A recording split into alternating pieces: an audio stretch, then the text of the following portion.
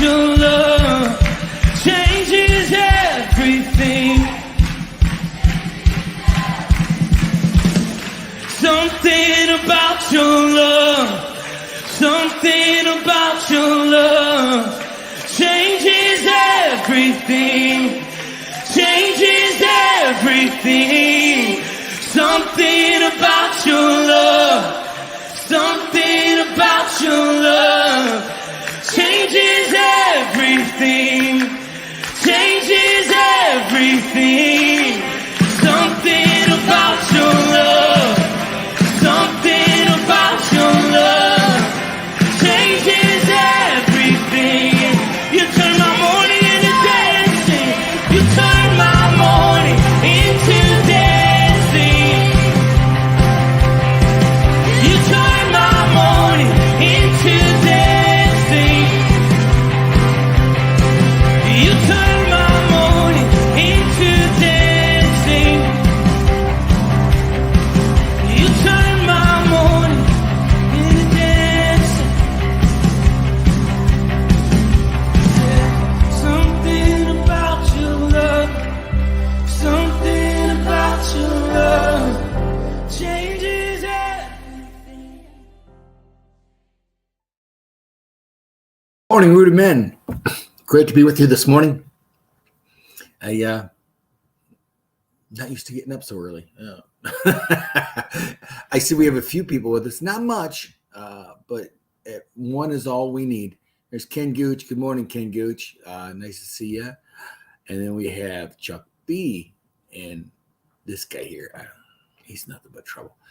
Anyway, we got three of us, and we'll make the best of it, right? Oh, quick reminder. Saturday's men's breakfast that we normally have at Mario's this week, we got a special invitation. Rob Longo has been joining us at Mario's every week for about the last 7 months. Been a while. But he started coming because he saw something for a men's Bible study on Saturday. So he said, hey, I'm going to go to that. It's kind of a casual thing. We meet at 8. Some people there at 7, but we meet at 8. That's the scheduled time, and we have breakfast.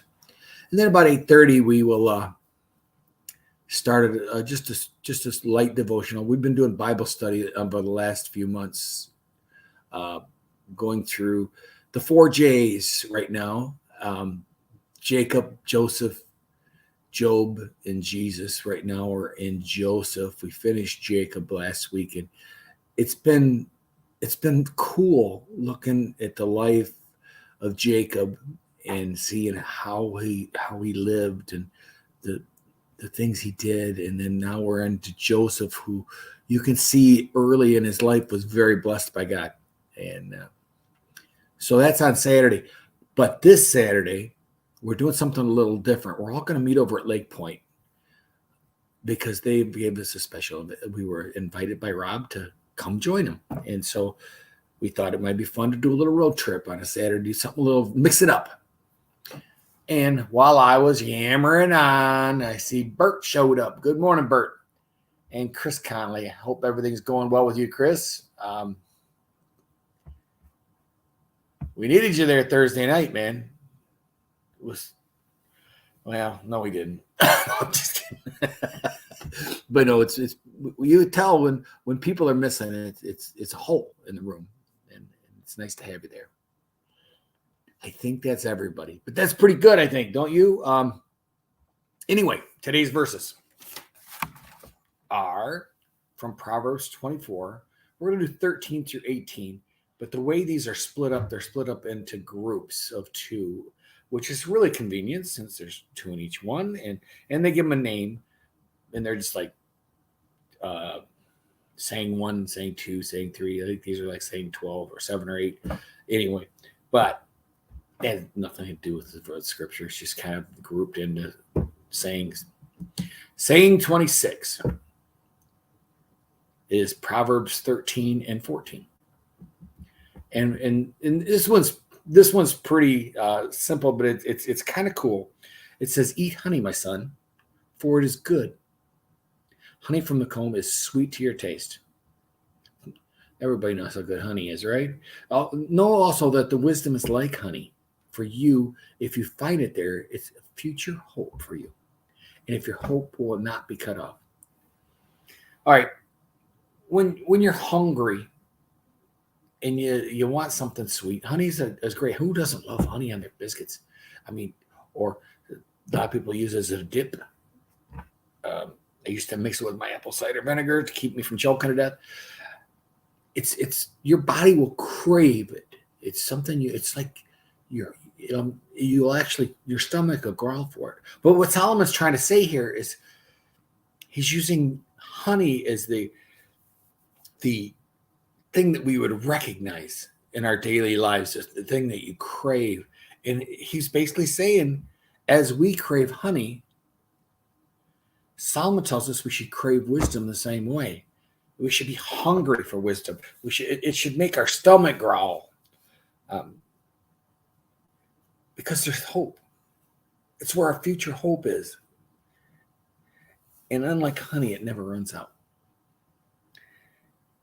And then we go to saying 27, and it says, do not lurk like a thief in the night. I'm sorry. I just made that up. I started reading that. I just looked away and started talking. Do not lurk like a thief near the house of the righteous. Do not plunder their dwellings. For through the righteous fall 7 times. Oh, I'm sorry. For though the righteous fall 7 times, they rise again. But the wicked stumble when calamity strikes. Do not lurk like a thief near the house of the righteous. You know, we understand that there's someone out there already. There's someone in our lives who plots against us, who plots against the righteous. He lurks in the darkness, and he looks for a chance to break in. He marks the lonely, the hearted, the brokenhearted, the sick. He's got those people marked already. He knows that it's just wait for the opportunity. He speaks lies into their brokenness. Those lies will make people doubt or act out. His efforts today are still as active as they were way back in the Bible, if you haven't figured out who I'm talking about. Jesus faced him in the desert. But it says that the devil waited till he hadn't ate for 40 days. So he picked him at his weakest point. And he failed. Because he was Jesus. Peter. We look at Peter and think, here's a fisherman and a guy that's gifted for leading, but not well educated, and just an average guy. When he was on trial, when Jesus was on trial, Peter denied Jesus. He denied knowing him. After telling Jesus he would die for him, he literally denied him because of a servant girl. It's funny. And I think to me, didn't Peter remember the pool of Siloam? Didn't Peter remember the catch of fish? How about when he was standing on the Mount of Transfiguration and he saw what he saw? Did he forget that? He watched Lazarus walk out of a tomb. He saw all the miracles. And yet the enemy found a crack. And Peter at that moment doubted and was afraid. Never sell short how good a liar this guy is, folks. He can twist and turn our every little weakness and insecurity. It's not easy. And then we go to saying 28, verse 17 and 18. Do not gloat when your enemy falls. When they stumble, do not let your heart rejoice. Or the Lord will see and disapprove, and will turn his wrath away from them. This might be a good lesson for the people in today's politics. So many people will be unjustifiably angry at a person for the way they vote. So many people will hate somebody because of their politics. Hate. They may never have even met each other or never even shared a word, and yet there's venom and hate spewed toward a person. I think we can do better than that. But then I look at road rage. I mean, I was driving to a golf outing on Sunday, and there's a section down on 75 near 12 Mile, and there was road rage signs on the side of the road at a construction zone. And it said, and I'm thinking to myself, wow, it's gotten so bad now. They're put up signs to talk people out of it.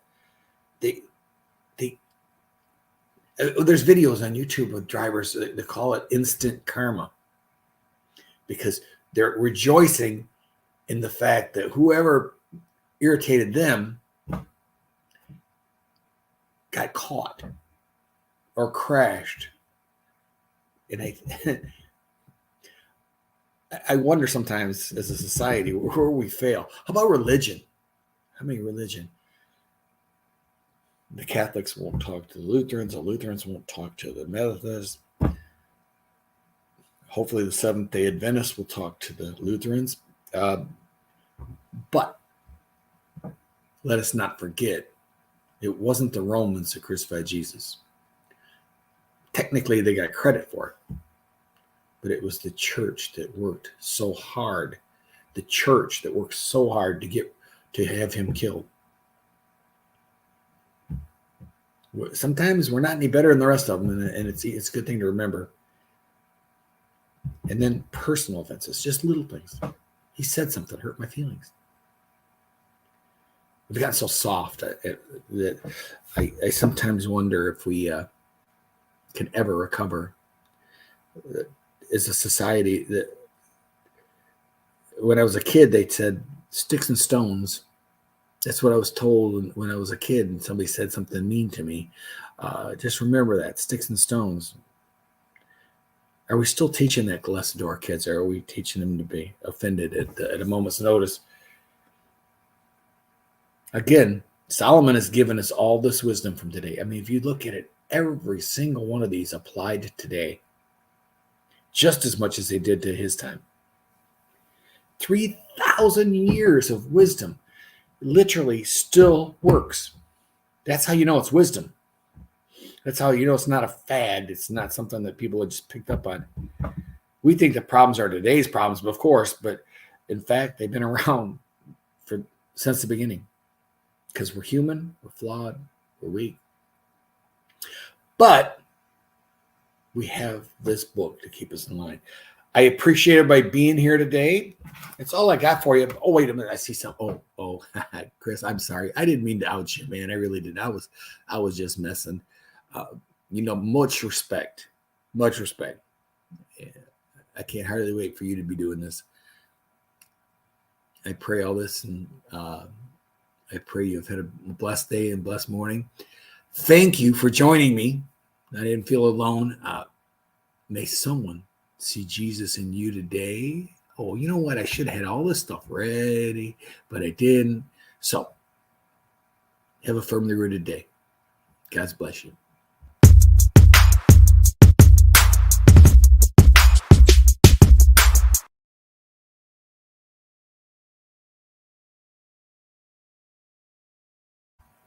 Come on.